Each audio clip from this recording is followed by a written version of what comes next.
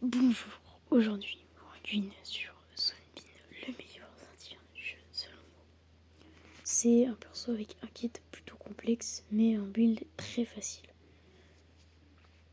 Et une très grande polyvalence, vu qu'on peut jouer avec à peu près n'importe quel DPS.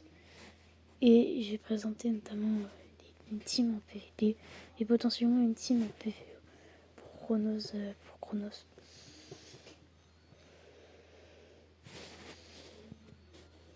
Mais je veux du coup montrer qu'elle marche aussi en PvP et qu'elle n'est pas dans sa niche de PvE. C'est clairement le meilleur support du jeu. Hein. C'est le perso à aller chercher dans le Révolution Saint-Tillon et moi je l'ai clairement pris. Hein. Mais potentiellement que j'irais parler de ces bons, mais je les ai pas testés forcément, vu que je l'avais même pas avant, j'avais réponse Saint-Tillon. Donc bon bah voilà, j'allais peut-être parler rapidement de ces bons et de son atout. Mais d'abord, pour visualiser le kit de Zompin, elle donnera plein de gros buffs à toute la team, fera des dégâts sur toutes ses attaques et affichera pas mal de debuffs intéressants en AOE. En ce qui concerne les pièces, c'est assez simple, c'est speed, plus PV si on a déjà un set bouclier dans la team. Ou bouclier si on n'a pas de set bouclier dans la team. La mienne elle a 125 de chute qui est très bon. D'ailleurs l'évaluation 6 qui est également très bon. Et j'ai pas pu monter mes aptitudes, ce qui est par contre mauvais là-dessus. Voilà mon épée avec un beau 18 de speed. Mon torse avec 8 de speed. Mon anneau qui a 8 de speed aussi. Mon écouteur qui a 6 de speed. Le masque qui a 4 de speed du coup. Et là forcément la bonne vitesse. Très important, par contre elle n'a pas de cette vitesse. Ça c'est très très très dommage. Du coup elle est très tanky, elle est très rapide. C'est un combo. D'ailleurs pour augmenter encore plus sa vitesse, je la joue avec un Audi. Mais clairement, très intéressant. Pour Zanpin, son kit c'est très fort. Vu que elle va donner, du coup sur son ultime, elle va augmenter l'attaque des alliés.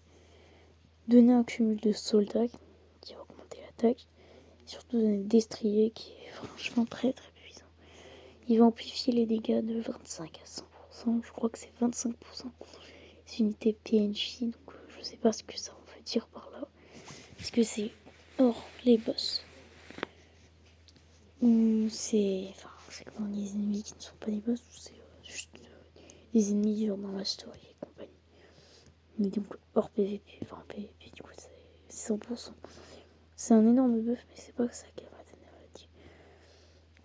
Il y a Char aussi, plus 10% d'attaque, 50% de vitesse. C'est très intéressant. Le général qui permet de faire des attaques de suivi de la part des alliés. Et il y a Canon qui permet d'ignorer la défense. Et bien par contre, en contrepartie, apporte un étourdissement. Mais si on a de l'immunité, ça va. Et en plus, il dissipe les boucliers et il baisse la défense. Donc en résumé, le perso va augmenter les dégâts de la team énormément. Leur permettre d'ignorer la défense. Leur permettre de faire des attaques suivies, baisser la défense, baisser le taux d'échec. Baisser le taux d'échec. Augmenter énormément l'attaque. Augmenter la speed. Augmenter encore une fois l'attaque. C'est insane. Elle a les meilleurs buffs du jeu et en plus elle en donne tellement, c'est insane. Et en debuff, ça reste un très bon perso parce que je sais que c'est rare et incroyable. Et plus c'est la défense, c'est OP. J'ai oublié de dire, mais elle va littéralement ramasser l'action dans la vie. C'est insane. C'est très fort pour moi, c'est vraiment le meilleur perso du jeu en termes de puissance. Vu tout ce qu'elle fait, elle est très polyvalente grâce à l'élément scintillant. Sincèrement, c'est en soi, sur son élévation d'ailleurs, ce sera du coup ici une augmentation d'attaque, ce qui est toujours bon à prendre, et l'élévation 6 comme quasi tous les persos support, plus de 10 de speed support. Très bon, c'est très bien de la mettre à élévation 6. D'ailleurs la minute 60, en ce qui concerne c'est tout bon. Ça c'est plus de dégâts, c'est inutile. Ça peut être bien, sauf si on utilise régulièrement des persos qui me donnent de l'immunité à la team. Et ça là, c'est...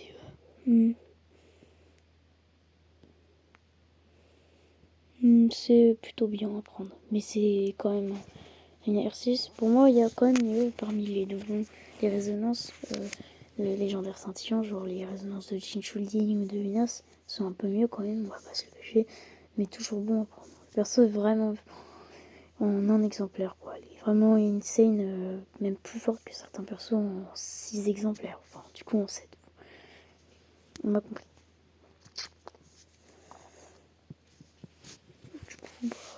Voilà ma team d'ailleurs, pour la faire performer en PvP. J'utilise que ce soit dans la guerre des points ou dans la tourismique. D'ailleurs, la tourismique, pour ceux qui ne connaissent pas, c'est juste qu'on n'a pas les builds qu'on souhaite. C'est bien quand je fais du PvE par exemple, que j'interchange tous mes builds. Mais sinon, c'est pas très. Ça aide pas mal, mais du coup, on sent pas vraiment qu'on a gagné en puissance. Donc, oui, je pense qu'on va les défier, voir si je peux gagner. C'est parti. Bon, c'était un petit ennemi assez facile, donc c'est pas. Bon, est-ce que je peux battre des ennemis sans? Il est quand même full R6 lui, on va voir. Bon, ok, ça c'est un peu fort. Voilà. On va voir si ça. 72 c'est mon niveau d'ailleurs. Oh, pas parfait. Alors, le replay. Le de victoire est plutôt bien, hein. J'ai même réussi à battre des R6. Comme des Lucas dans la guerre des points. Et dans la tourismique, bah, vu qu'on a des meilleurs builds et logiquement, j'arrive même à aller encore plus loin. Il y a le skin de Clara, ça fait plaisir, hein. C'est trop bien cool le skin de Clara, mais moi je l'ai pas eu. Enfin, on peut voir que mon gars il détruit tout. C'est un énorme buff, hein, ce personnage. D'ailleurs, en parlant, si on voyait, en parlant d'Ethan, enfin, côté Ethan, bah, du coup, elle est encore mieux qu'Ethan, elle est encore mieux que des Clara. C'est vraiment le meilleur support. On peut voir les attaques de suivi qui se déclenchent. C'est trop cool. Hein. Bon, ici, je crois pas qu'il y a eu de stun, hein, ça fait plaisir. Pas encore arrivé là. Ouais, voilà, c'est facile. C'est aberrant. Trop facile.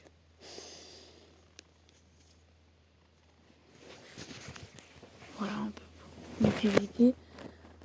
Enfin, je vais montrer peut-être un dernier truc. Si j'arrive à en défoncer un là avec son Yamato là. Allez, j'espère. Ah la défaite, hein. Encore la défaite. Hein. PVP on peut enchaîner vraiment une dizaine de défaites. C'est très difficile le PVP pour client. Oh c'est super. Oh bah c'est parfait. Donc, forcément elle va ulti. La mienne elle est ultra rapide. Par contre on s'est fait outspeed mais on a gagné quand même.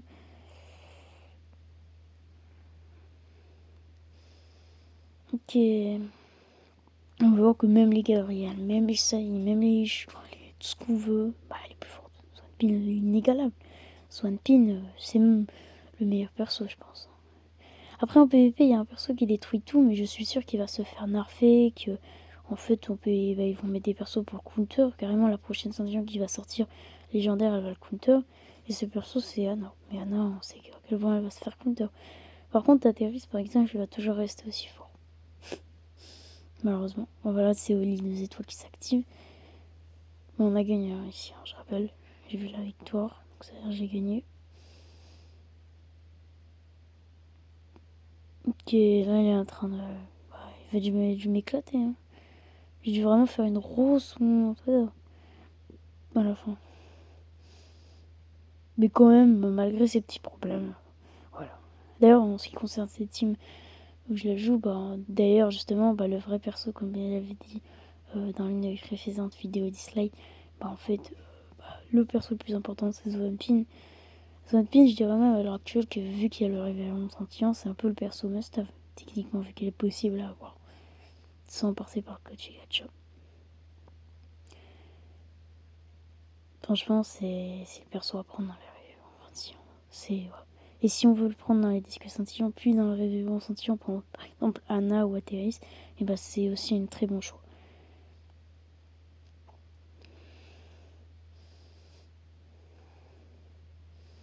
Voilà, on a eu une petite victoire, ça fait plaisir.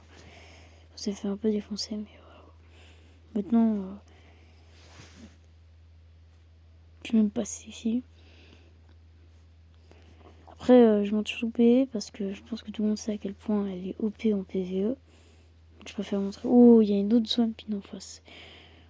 Elle on tente la win. Non, ok. Elle m'a défoncé. Elle a une meilleure zone pin que la mienne, je suppose. Et en hide, je déteste hide. Et en plus, je n'ai pas tué, ça fait plaisir. Bon, ici, j'ai des builds de dingue, hein, par contre. Hein, c'est le truc, machin chose, risque mythique, là.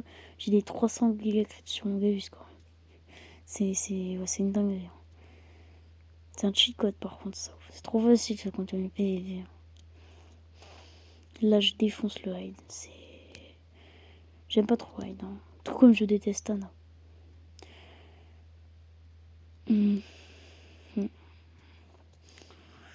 Mais voilà, hein, de toute façon, tout rythmique, c'est trop facile. Hein. On a des builds de Tarlif.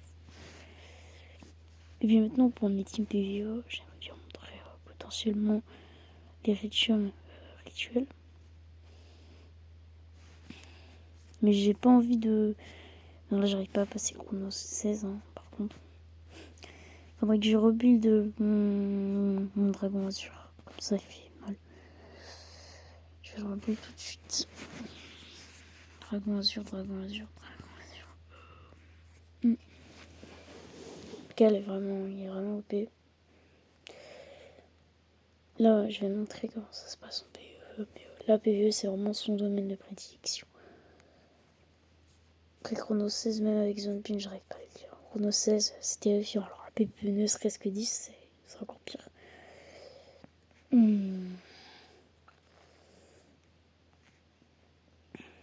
Là, c'est parti.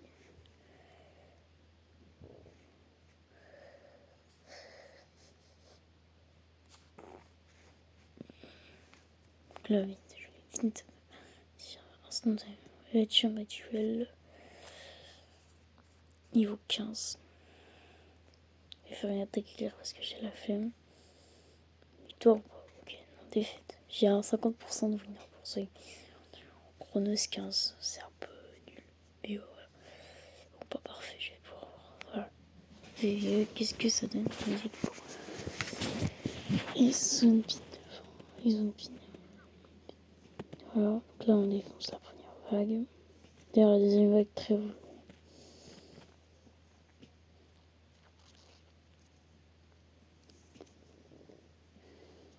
C'est abusé, hein. Il y a un bon taux de win rate quand même. Moi, je suis en 50%. PvE, je trouve que c'est plus dur pour PvP, surtout que PvP, il donne plus de récompenses. Allez, mon Gaius, il va tout éclater. Après, Gaius, son domaine de prédiction, c'est PvP. C'est là où il va faire tous les one-shots qu'il veut, quoi. Parce qu'il n'y a que du multi-cible en PvP, alors en PvE, c'est court, quoi. Ça, c'est ce que je déteste en auto. C'est un PV, ouais, qu'il utilise 14 ultimes. Ça, c'est horrible. Hein. Bon, là, je pense que ça va mal se terminer, mais je vais quand même gagner, hein, parce qu'il a fait marquer victoire, mais ça va mal se terminer. Je pense. D'ailleurs, Sally, très bon perso à aller chercher. Et depuis que j'ai Zone Pin, j'ai réussi à clear, d'ailleurs. L'Eritium infini, je crois, comme ça il s'appelle. La tour 100. Et du coup, j'ai pu récupérer Sally une étoile. Ça fout un peu le seum, parce qu'un Lucas aurait été plus nécessaire qu'un doublon de Sally, je pense. Lucas, c'est un perso très très bon à avoir dans sa box. Mais bon. D'ailleurs, c'est un peu dommage parce que le très bon perso free-to-play ont été remplacés par des persos, soit que la majorité des joueurs ont déjà, soit des mauvais personnages. Ce qui est un peu dommage. Parce qu'avant, on pouvait avoir Gabriela gratuitement, qui est vraiment un perso insane. Et on pouvait aussi avoir Lucas, qui est aussi un perso insane. Alors que Sally, elle est aussi bien que Lucas, mais le truc, c'est que Sally, il y a plus de gens qui vont que Lucas. Du coup, forcément, qu'un doublon, c'est moins bien qu'un nouveau perso. Surtout quand un perso aussi OP que Lucas. Ok, le deuxième étoile, c'est de Oli qui s'active, le doublon. Vraiment, les doublons toujours aussi OP. Hein. C'est abusé. Moi, j'ai une Sally d'ailleurs, une étoile, donc ça va augmenter ses soins, c'est toujours bon, mais je préfère avoir Lucas.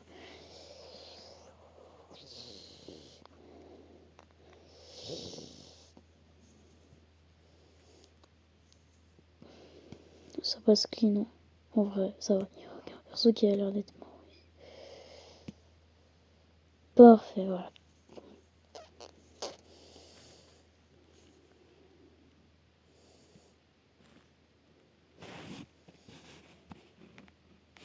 c'était pour celui sur Swampy. Ciao.